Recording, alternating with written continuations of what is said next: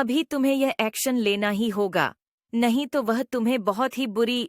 मैं मेरे बच्चे, वह तुम्हें घुमा रहा है। सच क्या है आज मैं तुम्हें बताऊंगी, क्योंकि वह तुम्हें सच नहीं बताने वाला है। उसका कारण ये है कि वह तुम्हें बेवकूफ बना रहा है, और उसका कारण ये है कि वह तुम्हारा कार्य करना ही नहीं चाहता। उसके मन में स्वार्थ है कि तुम्हें कहीं वह चीज प्राप्त ना हो जाए जिसे प्राप्त होते हुए वह देखना नहीं चाहता। उससे बर्दाश्त नहीं होता कि तुम उस चीज को प्राप्त करो।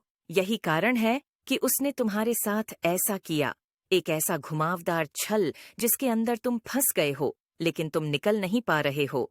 तुम्हारी हर एक उम्मीद पर तुम्हें ऐसा महसूस हो रहा है कि मैं खरा उतर रहा हूँ, लेकिन ऐसा नहीं है मेरे बच्चे। उसके मन में वह तुम्हारे प्रति केवल घृणा भरी हुई है, क्योंकि वह बहुत छोटा हृदय रखता है और उसे केवल खुद को ऊंचा दिखाने का शौक है। तुमने उससे कुछ समय पहले मदद मांगी और वह मदद कुछ इस प्रकार की थी कि तुमने राय ली थी। इसके साथ साथ तुमने कुछ रास्ता तो पूछा, लेकिन तुम्हें शायद नहीं पता कि वह तुम्हें गलत बताया है, ताकि तुम वहां तक ना पहुंचो जहां वह पहुंचना चाहता है। मुझ पर विश्वास रखो, मैं तुम्हारे साथ अन्याय नहीं होने दूंगी, कभी भी। क्योंकि जब तुमने कोई गलत कार्य किया ही नहीं तो किसी से डरने की जरूरत नहीं है। मेरे बच्चे, मैं तुम्हारे लिए बहुत अच्छे से जानती हूँ कि कौन सा रास्ता तुम्हारी मंजिल तक जाएगा और कहाँ पर जाकर तुम्हें अपनी मंजिल प्राप्त होगी। तुम रास्ता भटके हुए हो मेरे बच्चे, उसे बहुत अच्छे से झांत है कि तुम रास्ता भूल चुके हो, लेकिन वह जानते हुए भी तुम्हें नहीं बताना चाहता। वह सोच रहा है कि तुम्हारा जो कोई काम अधूरा है वह कहीं बनने न लगे।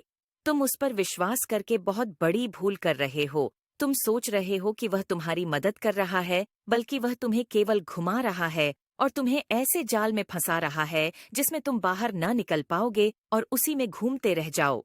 अर्थात जिस प्रकार एक जाल में फंसा हुआ व्यक्ति जाल से बाहर नहीं निकल सकता, बस अंदर ही अंदर घूम सकता है, उसी प्रकार उसने तुम्हें भी अपने मोह माया के जाल में फंसा कर रखा है। इसलिए तुम उसकी बातों का बिल्कुल भी विश्वास मत करो, भरोसा मत करो, क्योंकि वह तुमसे बार बार झूठ बोल रहा है कि तुम्हारा काम तो हो जाएगा। सच तो यही है, लेकिन तुम ध्यान रखना और तुम अपने दिमाग से काम लेना और उसकी बातों में बिल्कुल भी मत आना।